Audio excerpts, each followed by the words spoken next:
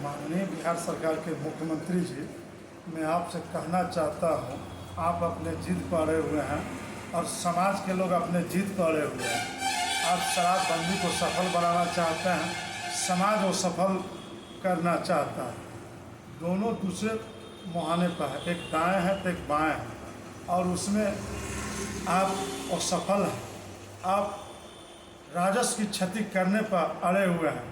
जिस तरह से बिहार में शराब की मात्राएं पकड़ा जा रहा है पुलिस के द्वारा, उत्पाद विभाग के द्वारा, उतना तो शराब बिक्री भी नहीं होता बिहार में। जिस तरह से इसका मजाक बनने से बचा और बिहार की राजस्व की क्षति हो रहा। आप लाख चाह रहे हैं शराबबंदी सफल हो, लेकिन जनता का सपोर्ट आपको नहीं मिल रहा, फिर भी आप जिद पड़े हुए हैं।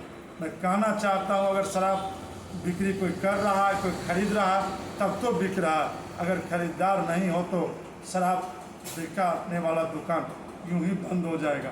लेकिन जब खरीदार है तो किसी न किसी रूप में शराब बिक ही जा रहा, और जिससे कि राज्य सरकार को आर्थिक क्षति झेलना पड़ रहा। उसके नतीजा दूसरे तीसरे लोगों को चुकाना पड़ रहा है। जो शराब नहीं पी रहा उसको भी उसका क्षतिपूर्ति देना पड़ रहा। उसके साथ तो आप अन्याय कर रहे हैं। यह मैं आपको सुझाव के तौर पर कह रहा हूँ, बाकी आपकी इच्छा। लेकिन जिस तरह से सारे पुलिस महकमा एवं उत्पाद विभाग का काम है उसको पकड़ना, लेकिन आपने पुलिस को भी लगा दिए हैं। पुलिस बल की संख्या जनसंख्या के अनुपात में बहुत कम है। यह आप भी जानते हैं, दुनिया जान रहा है कि बिहार में सबसे कम पुलिस बल है। उसको आप शराब में लगा दिए हैं तो अपराधी को कैसे निपटेगा। एक तरफ कहते हैं कि अपराधी को पकड़ें और वही पुलिस जाके शराबबंदी को भी सफल करे, कैसे होगा।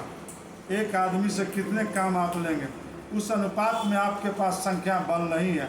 इसलिए मैं कहना चाहता हूँ, आप ऐसा कुछ विकल्प लाएं जिससे कि शराब भी बिके और शराब पी के घूमने वाले या शराब पी के ड्यूटी करने वाले, शराब होटल में परोसे जाने वाले पर कार्रवाई हो। एक निश्चित मानक तय करें जिससे कि जनता में जो आपके प्रति द्वेष है, द्वेष अगर नहीं है तो शराब बिक कैसे रहा।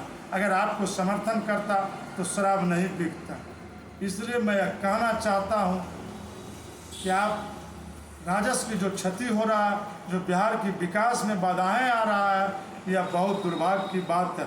मैं यह स्पष्ट कहना चाहता हूं, बिहार के मुख्यमंत्री एवं डिप्टी सीएम, आप तो जनता से मार्मिक अपील करना चाहते हैं, लेकिन मैं आपको याद दिलाना चाहता हूं, बिहार विधानसभा में शराब की बोतल पकड़ाया था। क्या हुआ? आज तक इंक्वायरी हो रहा, कब तक इंक्वायरी होगा?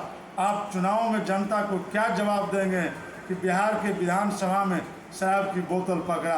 आखिर आया कहाँ? वहाँ उतना सिक्योरिटी है, आपका सीसीटीवी कैमरा लगा हुआ, टोटल चीज रहने के बावजूद आज तक जनता को यह पता न चल सका कि बिहार विधानसभा में शराब की बोतल कहाँ से आया। यह बहुत ही दुखद और दुर्भाग्यपूर्ण है।